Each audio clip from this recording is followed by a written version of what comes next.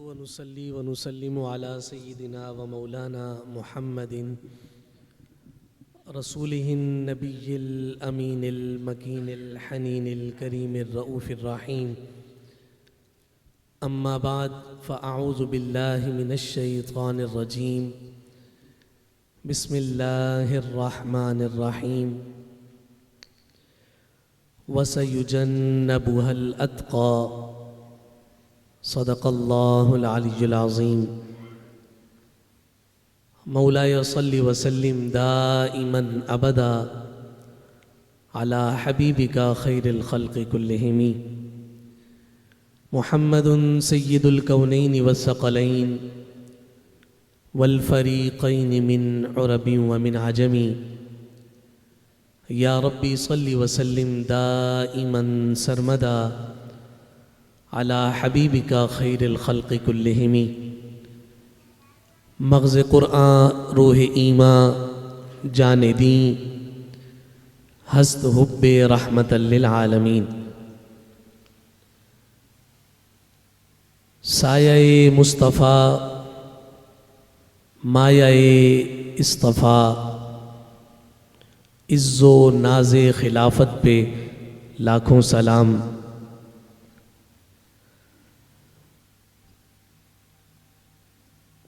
انتہائی واجب الاحترام لائق صد احترام صد تکریم مفتی ابن مفتی حضرت العلام شیخ الحدیث والتفسیر حضرت قبلہ مفتی عبدالعلیم صاحب قادری دامت برکاتہم العالیہ، اسٹیج کی رونق اور اسٹیج کی زینت معزز محترم اور محتشم علماء کرام، معززین محفل، لائق صد احترام و صد تکریم سامعین گرامی قدر، اللہ رب العزت کی توفیق اور عنایت سے آج کی یہ بابرکت اور خوبصورت محفل افضل البشر بعد الانبیاء بالتحقیق جناب ابو بکر صدیق رضی اللہ تعالی عنہ کی ذات والا صفات کے عنوان سے معنون انعقاد پذیر ہے. رب ذوالجلال جناب صدیق اکبر رضی اللہ تعالی عنہ کی ذات والا صفات کی برکتیں رحمتیں ہمارا مقدر اور نصیب فرمائے. یہ بات ہم سب کے ذہنوں میں نقش ہونی چاہیے اور دل کی گہرائیوں میں محفوظ ہونی چاہیے کہ اہل السنہ و جماعت کا یہ عقیدہ ہے کہ اللہ رب العزت نے نبیوں کے بعد جس ہستی کو سب سے افضل مقام عطا کیا ہے اس کا نام ابو بکر صدیق ہے. اور یہ ایک ایسا مسلمہ اور اجماعی عقیدہ ہے کہ جس پر کسی بھی اعتبار سے کمپرومائز نہیں ہو سکتا. اس لیے دو لفظ اپنے ذہنوں میں بٹھا لیجئے کہ یہاں مکمل طور پر اجماع ہے. کوئی اگر اس اجماع کو جمہور کی جانب لے جانا چاہے تو اس میں دال میں کچھ کالا ہے. اور دوسری بات یہ کہ یہ عقیدہ قطعی عقیدہ ہے. کوئی اس کو اگر ظنی کہہ کر کوئی اور بحث چھیڑنا چاہے تب بھی جان لینا چاہیے کہ دال میں کچھ کالا ہے. صدیق اکبر رضی اللہ تعالی عنہ کی افضلیت اجماعی بھی ہے اور قطعی بھی ہے. نہ یہاں جمہور کا دخل اور نہ یہاں ظنیت کا دخل، اس وجہ سے کہ اہل سنہ و جماعت کی ضروریات میں اس بات کو رکھا گیا کہ جناب صدیق اکبر رضی اللہ تعالیٰ عنہ کو اللہ رب العزت نے جمیع انبیاء کے بعد سب سے افضل اور سب سے اعلیٰ مقام عطا فرمایا۔ اس پر نقلی اعتبار سے بہت سارے دلائل ہمارے بزرگ علماء نے ذکر کر رکھے ہیں۔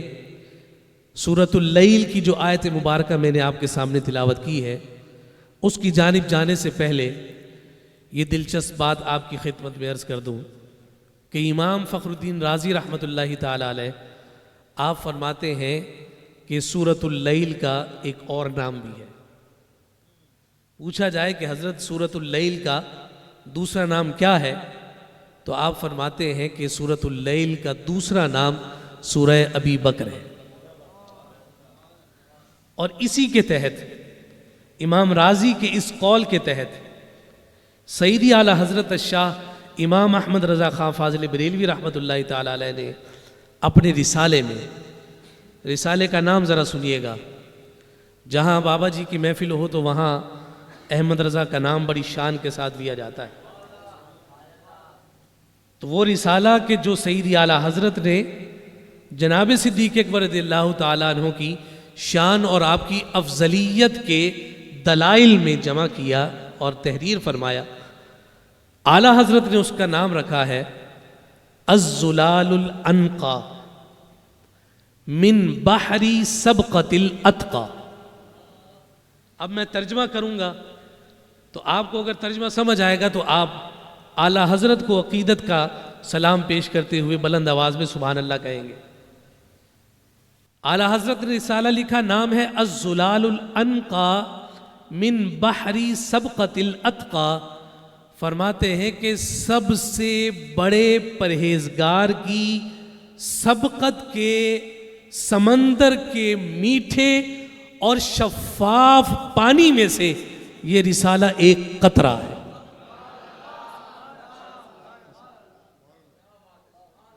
ایسا رسالہ لکھا کہ بڑے سے بڑا شخص جو اس عقیدے کا مخالف ہے وہ دنگ نظر آتا ہے، اور آپ نے اس رسالے کو ایسا مسجع مقفع لکھا، اتنا جامع معنی لکھا کہ افضلیت صدیق اکبر کی ہر دلیل گویا کہ اس رسالے میں جمع نظر آتی ہے۔ ہم جیسا غلام اور عاجز جب اس رسالے کو پڑھتا ہے تو احمد رضا کے قلم پر اشش کر اٹھتا ہے اور کہتا ہے کہ اعلیٰ حضرت آپ نے ابو بکر صدیق کی بارگاہ میں کیسا خوبصورت خراج پیش کیا ہے، لیکن احمد رضا کہتے ہیں تمہاری عقلیں ان دلائل کو پڑھ کر دنگ رہ گئی ہیں، مجھ سے پوچھو ابو بکر کا مقام کیا ہے۔ فرماتے ہیں یہ جو کچھ میں نے لکھا ہے ابو بکر کے مقام کا جو سمندر ہے اس سمندر کا محض ایک قطرہ ہے۔ تمہیں ایک قطرہ سمجھ نہیں آ رہا، مقام صدیق اکبر کو تم کیا سمجھ سکتے؟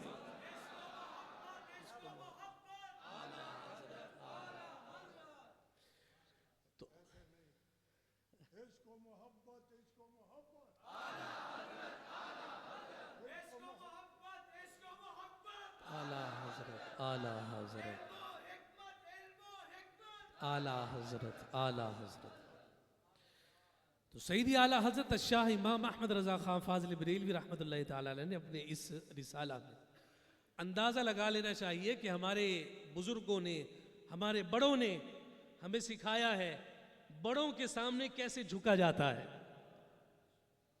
جس ہستی کو ساری دنیا سلام محبت کرتی ہے، جس کو مجدد دین و ملت کہتی ہے، جس کو محدث بریلی کہتی ہے، جس کو قاطع نجدیت کہتی ہے، وہ احمد رضا جب بڑے سے بڑے کی بارگاہ میں اپنا خراج پیش کرتا ہے تو کہتا ہے جو کچھ لکھا کچھ بھی نہیں ہے، یہ تو محض آپ کی شان کا ایک قطرہ ہے۔ اس رسالے میں اعلیٰ حضرت شاہ امام احمد رضا خان فاضل بریلوی رحمۃ اللہ تعالی علیہ نے اس بات کو ذکر فرمایا جو امام رازی نے کہا کہ اس سورہ کا نام سورۃ اللیل ہے، تو آپ کی تفسیر مفاتیح الغیب کا حوالہ دیتے ہوئے اعلیٰ حضرت فرماتے ہیں کہ امام رازی نے کہا کہ سورۃ اللیل جناب صدیق اکبر کی شان میں نازل ہوئی ہے، اور سورۃ الضحیٰ کریم لجپال محمد مصطفیٰ کی شان میں نازل ہوئی۔ لیکن نتیجہ کیا نکالا ہے وہ بڑا دلچسپ ہے۔ نتیجہ نکالتے ہوئے اعلیٰ حضرت فرماتے ہیں کہ جیسے سورۃ اللیل اور سورۃ الضحیٰ کے درمیان کوئی فاصلہ نہیں ہے. لوگوں جان لو نبیوں میں امام الانبیاء صلی اللہ علیہ وسلم کا مقام اور مرتبہ، اور پھر نبی فرمایا اس کے بعد اور صدیق اکبر کے درمیان کسی کا مقام اور مرتبہ نہیں ہے. سارے فاصلے ختم ہو گئے. نبیوں کے بعد اللہ نے جس کو سب سے بڑا مرتبہ دیا ہے اسے صدیق اکبر کہتے ہیں. اور پھر آپ دیکھیے ساتھ اس بات کو بھی ذکر کیا کہ جب ہم یہ کہتے ہیں کہ ہاں جناب صدیق اکبر رضی اللہ تعالیٰ عنہ سب سے افضل ہیں، تو اس پر دلیل کے طور پر ہم یہی آیت سامنے رکھتے ہیں جس میں اللہ رب العزت نے ارشاد فرمایا وَسَيُجَنَّبُهَا الْأَتْقَى، کہ ان قریب اس شعلے والی آگ کو دور کیا جائے گا. کس سے؟ الاتقا سے، جو سب سے بڑا متقی ہے، جو سب سے بڑا پرہیزگار ہے، اس سے جہنم کی شعلے والی آگ کو ان قریب دور کیا جائے گا. اسی رسالے میں اعلیٰ حضرت فرماتے ہیں کہ یہاں الاتقا اور اس کے بعد جو 4 صفات ذکر ہوئی ہیں، الذی یؤتی مالہ یتزکا وما لأحد عنده من نعمت تجزا الا ابتغاء وجہ ربہ الاعلی ولسوف یرضی. اعلیٰ حضرت فرماتے ہیں تمام مفسرین کا اس بات پر اجماع ہے کہ اتقا بھی ابو بکر ہے، یہ 4 صفات بھی صدیق اکبر کی. اور پھر اس کے بعد اگر آپ دلائل منطقیہ کی صورت میں اس کو سمجھنے کی کوشش کریں تو قرآن کہتا ہے ان اکرمکم عند اللہ اتقاکم، کہ بے شک تم میں سے رب کی بارگاہ میں سب سے زیادہ مکرم، سب سے زیادہ تکریم والا، سب سے زیادہ عزت والا اور عظمت والا وہ ہے کہ جو تم میں سے اتقا ہے، جو تم میں سے اتقا ہے. اب اتقا کون ہے؟ لفظ بھی تبدیل نہیں کیا گیا اور وہاں فرمایا الاتقا. اللہ کی بارگاہ میں تم میں سے سب سے زیادہ مکرم وہ ہے کہ جو اتقا ہے. تو پوچھا کہ وہ اتقا کون ہے؟ تو امام فرماتے ہیں کہ الاتقا میں سب نے اجماع کر لیا جس کا نام اتقا ہے اسے ابو بکر کہتے ہیں. اور اب اس کے صغرا اور کبرا کو اگر ملایا جائے، کبرا کیا ہے؟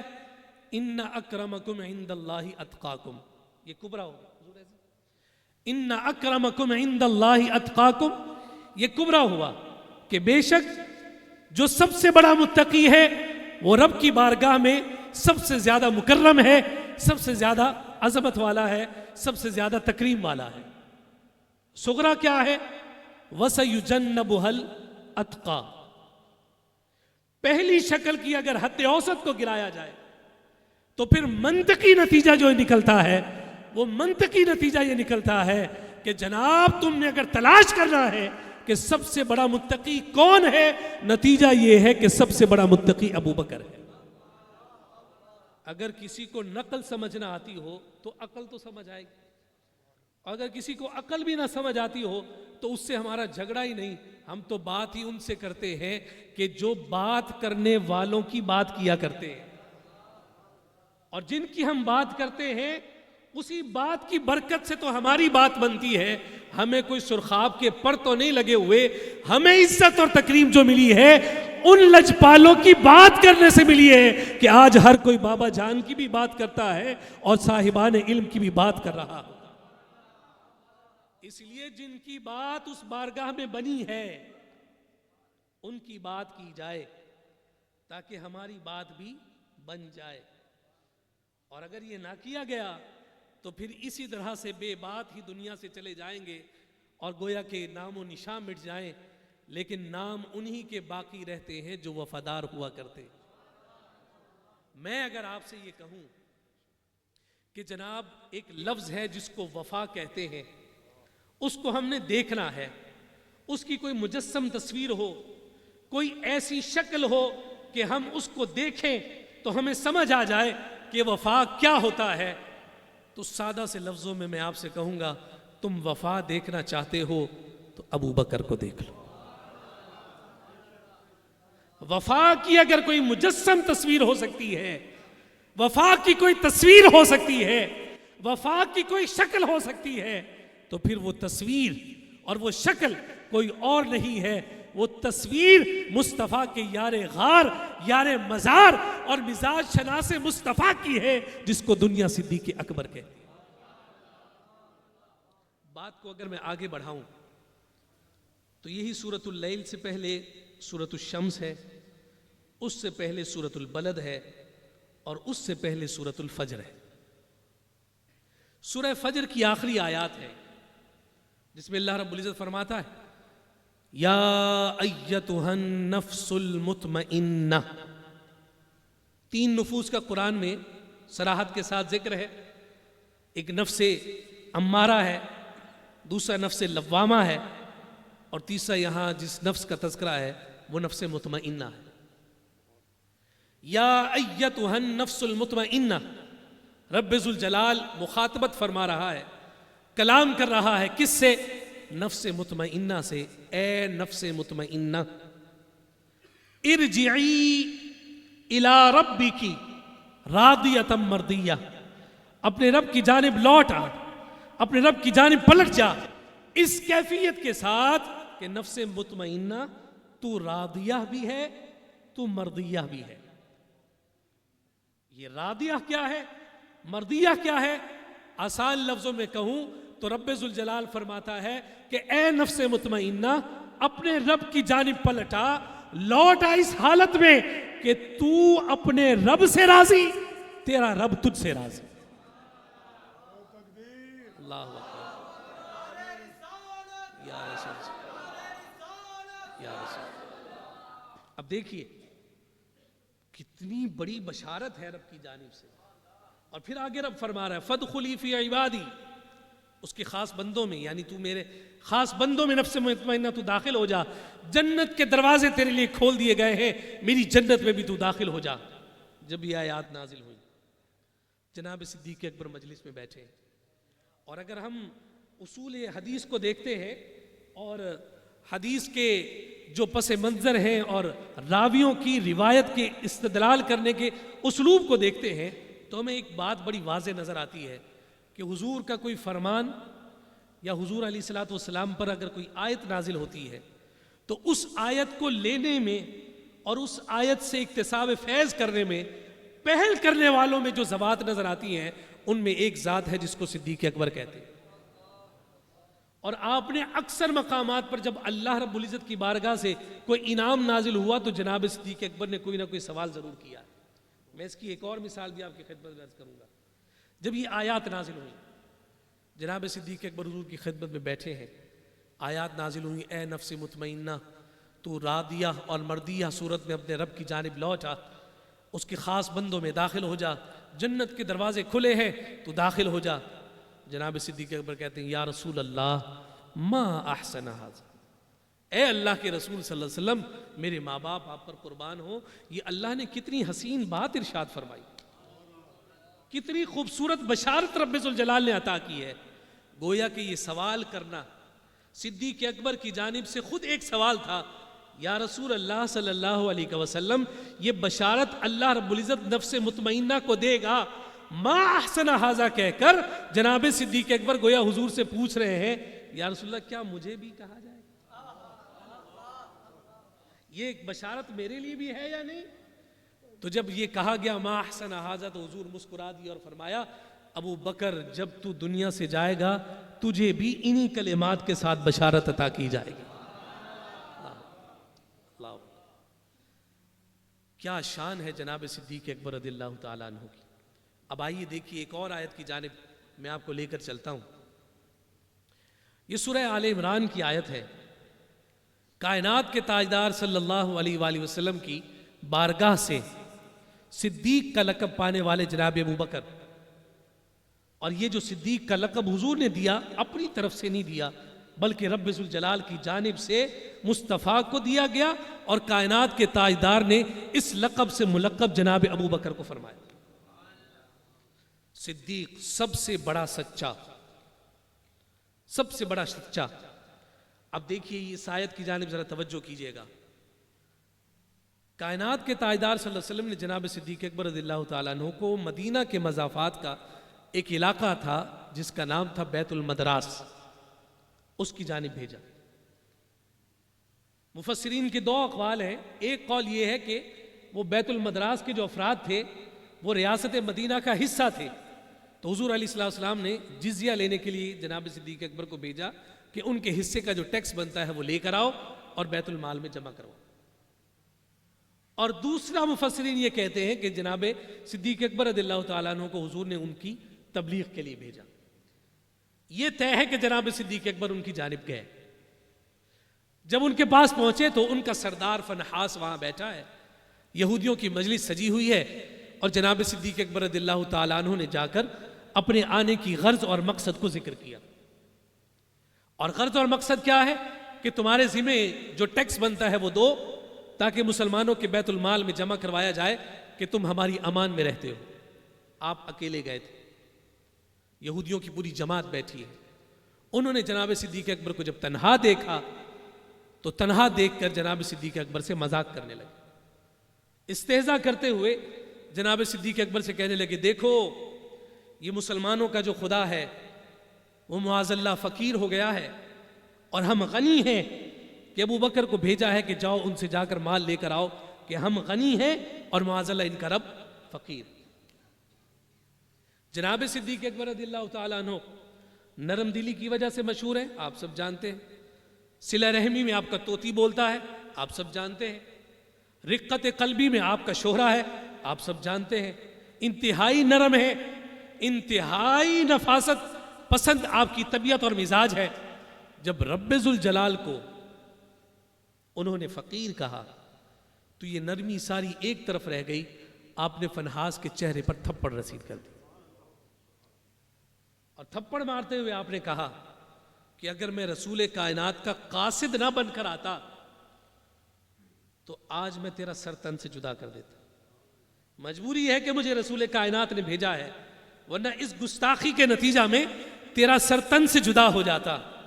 جناب صدیق اکبر رضی اللہ تعالیٰ عنہ کو یہ عمل بتاتا ہے، لوگوں تم کتنے ہی نرم ہو جاؤ، جب بات اللہ اور اس کے رسول پر آئے تو ابو بکر کا عقیدہ ہے میں جان دے بھی سکتا ہوں، جان لے بھی سکتا ہوں. آپ نے تھپڑ مارا، یہ بات کی، واپس تشریف لے آئے. اب ظاہر سی بات ہے کہ سردار کی توہین ہوئی ہے اور وہ توہین کا بدلہ لینا چاہیں گے. انہوں نے ایک وفد بنایا، ڈیلیگیشن بنایا، اور وہ لوگ شکایت لے کر امام الانبیاء صلی اللہ علیہ وسلم کی خدمت میں حاضر ہوئے اور آ کر کہنے لگے کہ آپ کے ساتھی ابو بکر آئے تھے، انہوں نے آ کر ہمارے سردار کی توہین کی ہے. آقا کائنات صلی اللہ علیہ وسلم نے جناب صدیق اکبر کو طلب کیا. یہ کہتے ہیں کہ تم نے ان کے سردار کو تھپڑ مارا ہے. یا رسول اللہ مارا ہے. کیوں مارا ہے؟ یا رسول اللہ انہوں نے میرے رب کو فقیر کہا ہے. یہ قاعدہ تو حضور اس وقت بھی موجود تھا، البینۃ علی المدعی والیمین علی من انکر، کہ جناب کہ جو دعویٰ کرنے والا ہے وہ دلیل دے گا، نشانی دے گا، وضاحت کرے گا، اور جو انکار کرنے والا ہے وہ قسم کھا لے گا. تو جب جناب صدیق اکبر نے کہا کہ میں نے ان کے سردار کو تھپڑ اس لیے مارا کہ انہوں نے میرے رب کو فقیر کہا، تو یہ جناب صدیق اکبر کا دعویٰ تھا، تو آپ نے دلیل دینی تھی. انہوں نے اپنا کام کر دیا، انہوں نے جھوٹی قسمیں کھائی اور کہا ایسی بات ہوئی ہی نہیں، ہمارے سردار نے ایسی بات کی ہی نہیں. انہوں نے تو اپنا جو ضابطہ تھا وہ پورا کر دیا. والیمین علی من انکر، وہ انکار کر رہے تھے، قسمیں کھانے لگ گئے کہ نہیں ایسی کوئی بات نہیں ہے. ان سے پوچھیں یہ جو دعویٰ کر رہے ہیں کہ ان کے تھپڑ مارنے کا سبب یہ ہے، ان سے پوچھیں کہ ان کے پاس کوئی دلیل ہے، ان کے پاس کوئی گواہ ہے، ان کے پاس کوئی شاہد ہے. تو جناب صدیق اکبر رضی اللہ تعالیٰ عنہ کی بارگاہ کتنی عظیم بارگاہ ہے، اس سے اندازہ لگائیے گا. کائنات کے تاجدار صلی اللہ علیہ وسلم نے ارشاد فرمایا ابو بکر یہ تو قسمیں کھائے بیٹھے ہیں، تم پر بنتا ہے کہ تم دلیل دو، تم پر بنتا ہے کہ تم گواہ دو. بتاؤ تمہارے پاس کوئی گواہ ہے کہ وہ کہے کہ ابو بکر سچا ہے. جناب صدیق اکبر عرض کرنے لگے یا رسول اللہ میں تنہا گیا تھا، میں اکیلا گیا تھا، روئے زمین پر مجھے نہیں لگتا کہ کوئی میری اس بات کی گواہی دے، یہ بات کہی اور چند لمحوں کے لیے خاموش ہو گئے. آپ کا گویا یہ خاموش ہونا ان کے اس دل کی کیفیت کو بیان کر رہا ہے. باری تعالیٰ تیرا محبوب معراج کے سفر سے واپس آیا تھا, ہر ایک کہتا تھا کہ یہ غلط بول رہے ہیں. میں ایک ابو بکر تھا جو کہتا تھا کہ امام الانبیاء سچے ہیں, انہوں نے یہ سفر کیا ہے اور یہ سچ کہتے ہیں. جو سفر کر کے آئے ہیں وہ سفر بھی سچا ہے, اور جو یہ بات کر رہے ہیں وہ بات بھی سچ ہے, اور جس زبان سے وہ یہ بات کر رہے ہیں یہ زبان بھی سچ ہے. باری تعالیٰ تیرے محبوب کو گواہی کی ضرورت تھی, مجھ ابو بکر نے دی تھی. آج مجھ ابو بکر کی گواہی کی حاجت ہے. آج مجھے سچا کون کہے گا؟ میرے اس واقعے کی گواہی کون دے گا؟ شاید دل کی وہ کیفیت ہے, وہ رب تو دل کے خیالوں سے بھی زیادہ انسان کو جاننے والا ہے. جبریل آ رہے ہیں, رب کا قرآن لے کر آ رہے ہیں اور محبوب کی بارگاہ میں تلاوت کر رہے ہیں, یا رسول اللہ صلی اللہ علیہ وسلم یہ آپ کا غلام ہے, یہ گیا تھا, اس نے فنحاس کو تھپڑ مارا تھا, زمین پر اس کا کوئی گواہ نہیں. لقد سمع اللہ, کسی اور نے سنا ہو یا نہ سنا ہو, ابو بکر کے رب نے تحقیق سنا ہے.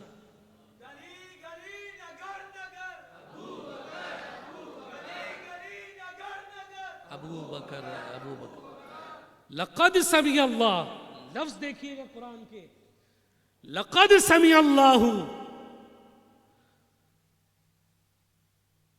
کیا ہے؟ لقد سمع اللہ قول الذین قالوا, تحقیق رب نے سنا ہے, کہنے والوں نے کہا ہے. اور کیا کہا ہے؟ ان اللہ فقیر ونحن اغنیاء, کہ انہوں نے کہا ہے کہ رب فقیر ہے اور ہم غنی ہیں. رب کی آیات نازل ہوئیں, گویا اعلان ہو رہا ہے ساری دنیا جھوٹی ہو سکتی ہے, ابو بکر جھوٹا نہیں ہو سکتا.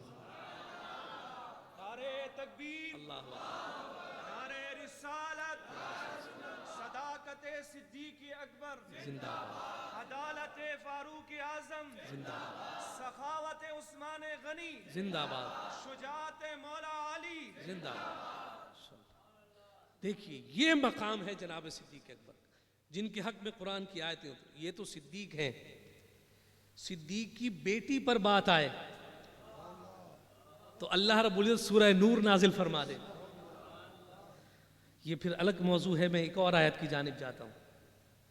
دیکھیے سورہ توبہ, اور اس سورہ توبہ میں ابھی بات ہو رہی تھی کہ کس انداز میں غار کی کیفیات ہیں, اور وہ کیفیات کتنی خوبصورت ہیں. قرآن کہہ رہا ہے ثانی اثنین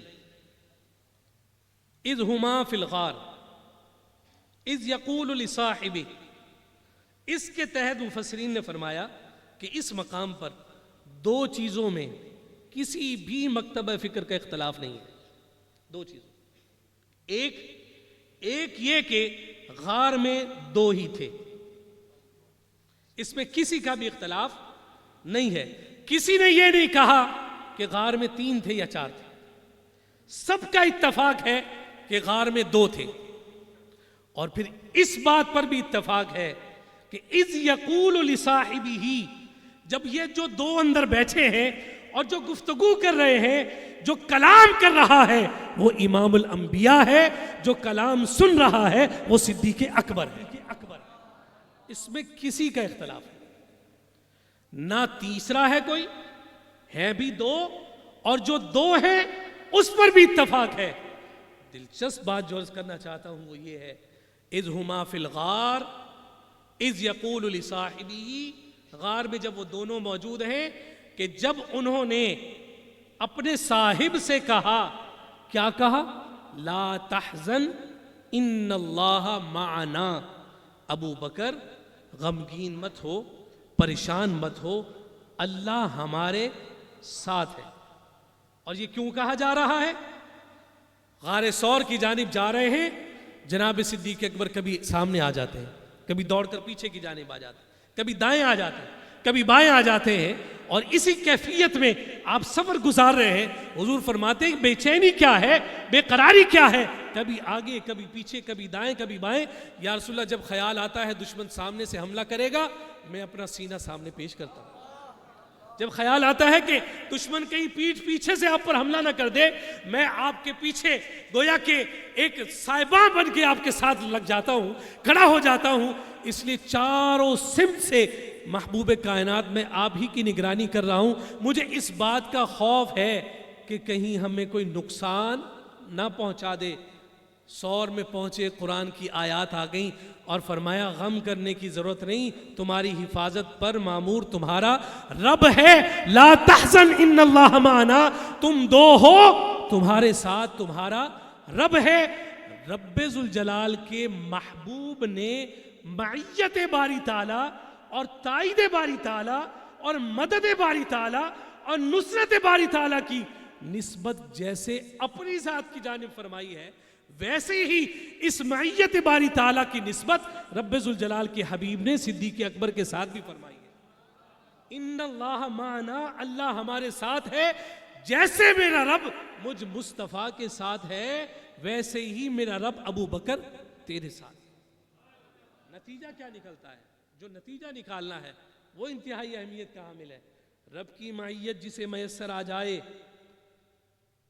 رب کی معیت جسے میسر آ جائے تو پھر زمین آسمان ہو سکتا ہے, آسمان زمین ہو سکتی ہے, لیکن اس کی جانب کوئی میل رجحان نہیں کر سکتا. اس کی مثال دیکھیے, ایک تو ہجرت یہ ہوئی نا, مکہ سے ہجرت شروع ہوئی مدینہ المنورہ. ایک اور ہجرت کا تذکرہ قرآن کرتا ہے, اور وہ کون سی ہجرت ہے؟ جب جناب موسیٰ نے بنی اسرائیل کو جمع کیا, مصر سے ہجرت کر رہے. یہاں یہ ہجرت ہوئی تو کائنات کے تاجدار نے فرمایا ان اللہ معنا, ابو بکر غم کرنے کی ضرورت نہیں, اللہ ہمارے ساتھ ہے. اور وہاں موسیٰ جب ہجرت کرنے لگے تو موسیٰ کہتے ہیں ان معی ربی سیہدین, مجھے یہ نہیں پتا کہ تمہارے ساتھ رب ہے یا نہیں, میرے ساتھ تو ہے. ان معی ربی, بے شک میرے ساتھ میرا رب ہے. اگرچہ تم میرے ساتھ سفر کر رہے ہو, میں یہ نہیں کہہ سکتا کہ تمہیں رب کی مدد ملے گی یا نہیں ملے گی. سیہدین, ان قریب وہ رب مجھے راہ دکھائے گا, تمہیں ملے نہ ملے مجھے کوئی خبر نہیں. نتیجہ کیا نکلا؟ موسیٰ علیہ السلام 40 دن کے لیے طور پر جاتے ہیں, پیچھے سے قوم گمراہ ہوتے ہوئے نظر آتی ہے, اس وجہ سے کہ ان کے ساتھ رب کی معیت, رب کی تائید, رب کی مدد اور رب کی نصرت شامل حال نہیں ہے, اس لیے گمراہ ہو گئے. محبوب کائنات نے صدیق اکبر کو کہا ہے ابو بکر اللہ ہمارے ساتھ ہے, تجھے رب کی معیت حاصل ہے, سب کچھ ہو سکتا ہے, لیکن تو کل بھی سچا تھا, تو آج بھی سچا ہے, قیامت تک تو سچا ہی رہے.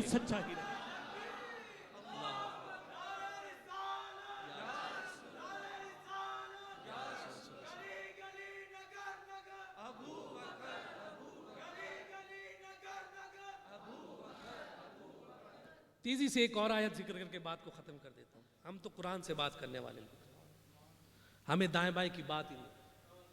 لوگ کہتے ہیں کہ جناب قرآن میں کہاں ہیں یہ تذکرے؟ میں نے کوئی بات دائیں بائیں سے نہیں کی, صرف قرآن سے بات ہو رہی ہے. لوگوں قرآن سے جڑ جاؤ, مصطفیٰ کے فرمان سے جڑ جاؤ, اللہ تمہیں ہر فتنے سے محفوظ کر دے. قرآن اور حدیث سے بڑا رہنما, رتب و یابس سب کچھ جو اس قرآن میں بیان ہوا, تو اس کو نکال کر پھر ان علماء نے ہی تو ہمیں بتانا, انہوں نے تو ہمیں پڑھانا ہے کہ ہاں آؤ تو صحیح, قرآن سمجھنے کے لیے بیٹھو تو صحیح. ہم تمہیں بتائیں کہ قرآن میں ابو بکر کہاں ہے, قرآن میں عمر کہاں ہے, قرآن میں عثمان کہاں ہے, قرآن میں علی کہاں ہے. فرمایا تم ان ہستیوں کی بات کرتے ہو, اللہ رب العزت نے تو زمین کے ایک ایک ذرے کو قرآن میں ذکر فرما دیا. ایک اور آیت کی جانب چلیں اور بات ختم کرتے ہیں. آیت درود ہے سورہ احزاب کی, جو آپ ہر نماز کے بعد دعا میں بھی اس کو تلاوت کرتے ہیں, اور جب وہ تلاوت کی جاتی ہے تو ہم سب مل کر حضور پر درود بھی پڑھتے ہیں. بے شک اللہ اور اس کے فرشتے یصلون علی النبی, النبی الف لام تخصیص کر رہا ہے, ایک نبی کی بات ہو رہی ہے، اور وہ نبی کون ہے؟ ہم سب جانتے ہیں، وہ مصطفیٰ جان رحمت ہے، شمع بز میں ہدایت۔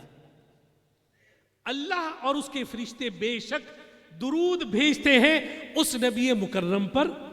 اب رب حکم دے رہا ہے، اے ایمان والو، تم بھی اس نبی مکرم پر کثرت کے ساتھ درود بھی بھیجو اور سلام بھی پڑھو۔ یہ آیت نازل ہوئی، وہی بات کہ کچھ نازل ہوتا تھا، صدیق اکبر اپنا کاسہ لے کر حاضر ہو جاتا، یا رسول اللہ کچھ خیرات ہمیں بھی میسر آ جائے، کچھ برکت ہمیں بھی میسر آ جائے۔ جناب صدیق اکبر عرض کرنے لگے، یا رسول اللہ صلی اللہ علیہ وسلم، اللہ رب العزت جب آپ کو کوئی فضیلت عطا فرماتا ہے، جب آپ کو کوئی مقام عطا کرتا ہے، جب آپ کی کوئی شان نازل فرماتا ہے، تو ہم گناہ گاروں کو بھی اس میں سے کوئی نہ کوئی حصہ میسر آ جاتا ہے، کہ جیسے رب آپ کو اپنا دیدار کرانے کے لیے معراج پر بلاتا ہے، آپ تو رب کا دیدار کرتے ہیں، اس کی برکت سے ہمیں 5 وقت کی نمازیں میسر آتی ہیں، خیرات ملی ہے نا اس سفر کی۔ یہ رب سے ہم کلام ہونے کا یہ انداز اور ریت اللہ رب العزت نے ہمیں نماز کی صورت میں عطا کیا ہے۔ ہمارے علماء نے ذکر کیا کہ جب مصطفیٰ کا امتی زمین پر نماز پڑھتا ہے، آسمان پر رب کے فرشتے اس نمازی کو فخر سے دیکھتے ہیں، پوچھتے ہیں تم اس پر فخر کیوں کرتے ہو؟ وہ جواب میں کہتے ہیں، ہمیں قیام کی اجازت ہے، رکوع کی اجازت نہیں ہے۔ جو رکوع میں کھڑا ہے وہ کہتا ہے ہمیں رکوع کی اجازت ہے، سجدے کی اجازت نہیں ہے۔ ہم فخر کیوں نہ کریں؟ مصطفیٰ کی برکت سے ان کی امتیوں کو ہر وہ انداز دے دیا گیا جو میرے رب ذوالجلال کو اپنی عبادت کے لیے محبوب اور پسندیدہ۔ جب یہ آیت نازل ہوئی، جناب صدیق اکبر حضور کی خدمت میں عرض کرنے لگے، یا رسول اللہ، کوئی شان نازل ہوتی ہے تو ہم گناہ گاروں کو بھی، آپ کے خادموں کو بھی، آپ کے غلاموں کو بھی کچھ میسر آ جاتا ہے، لیکن اس میں تو علی النبی بھی کہا گیا ہے، اور پھر اس کے بعد مستقل جتنی ضمائر ہیں آپ ہی کی جانب جا رہی ہیں، کیا اس میں ہمارے لیے بھی کوئی حصہ ہے؟ اس میں کوئی ہمارے لیے بھی حصہ ہے؟ یہ سوال کرنا ہے۔ اسی سورہ احزاب کی ایک اور آیت نازل ہوتی ہے، یہ جان لیجئے، سائل کو سب سے پہلے دیا جاتا ہے، جو مانگنے والا ہوتا ہے اس کو سب سے پہلے ملتا ہے، تو سائل کو سب سے پہلے دیا جاتا ہے۔ یہ تقسیم کرنے کا انداز، اسلوب ہے۔ اللہ رب العزت نے دوسری آیت نازل فرما دی، اور آیت کیا ہے؟ هو الذی یصلی علیکم وملائکہ۔ محبوب یہ ابو بکر آپ سے پوچھ رہے ہیں کہ اس آیت میں ان کے لیے بھی کوئی حصہ ہے، تو ان کو بتا دیجئے کہ جناب رب ذوالجلال بھی اور اس کے فرشتے بھی درود بھیج رہے ہیں، رحمتیں بھیج رہے ہیں۔ آپ اندازہ لگائیے، سوال ابو بکر نے اپنے لیے کیا تھا، لیکن اس کی برکت کتنی ہے۔ رب ذوالجلال نے ابو بکر کے سوال کی برکت سے رحمت نہ صرف ابو بکر پر نازل کی، بلکہ فرمایا جو جو میرے مصطفیٰ کا سچا امتی ہو گیا، رب ذوالجلال بھی اور اس کے فرشتے بھی ان سب پر رحمتیں بھیج رہے ہیں۔ اور اس کا عملی مظاہرہ دیکھنا ہو تو باب السلام سے ذرا داخل ہو کر تو دیکھو، میرے مصطفیٰ کی بارگاہ میں کوئی سلام کرنے جائے اور کہے السلام علیکہ یا رسول اللہ، ارے کدھر بھاگا جاتا ہے؟ ذرا پہلو میں دیکھ تو صحیح، میرا دوست، میرا صدیق، میرا عتیق بھی ہے، اس کو بھی سلام کرتے ہوئے اس سوال پر خراج تحسین پیش کر اور اس کو سلامتی دے کہ اس کے سوال کی برکت سے رب کی رحمتیں تجھ پر نازل ہوں۔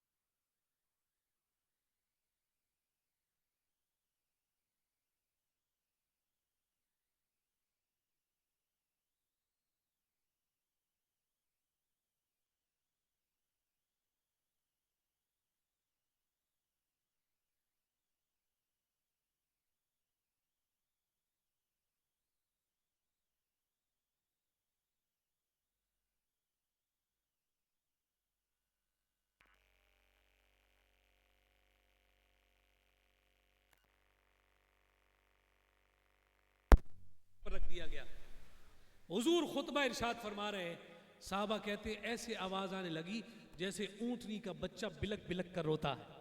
अल्लाह। हुजूर मिंबर से नीचे तशरीफ लाए, उस खजूर के तने को उठाया, अपने सीने से लगाया।